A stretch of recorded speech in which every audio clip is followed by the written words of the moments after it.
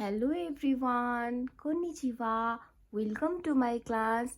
आजको क्लासमा चाहिँ म हजुरहरूलाई फ्रुट्सको नामहरू जापानिज भाषामा पढ्न र लेख्न सिकाउँछु है त।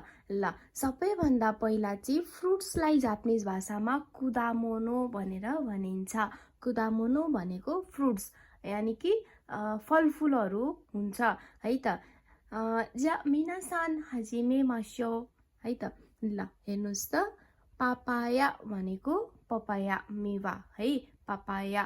मिकाङ सुन्तला, रिङ्गो स्याउ, माङ्गो आँप, बनाना केरा, आभाकाडो एभाकाडो, मोमो आलु, सुइका तरबुजा, इचिगो स्ट्रबेरी, त्यस पछाडि बुदो अङ्गुर है।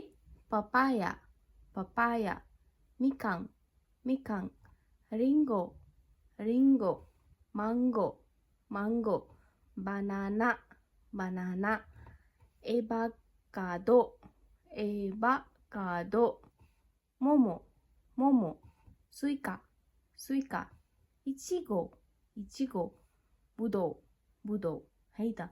ल, यसमा चाहिँ नर्मल्ली अब हामीले चाहिँ यो फ्रुट्सहरूको चाहिँ टेस्ट थाहा छ, यो फ्रुट्सहरू चाहिँ हामी देख्ने बित्तिकै चिन्छौँ भनेर मैले चाहिँ अलिक सजिलो सजिलो फ्रुट्सहरूको नाम लेखेर लिएर आएको छु।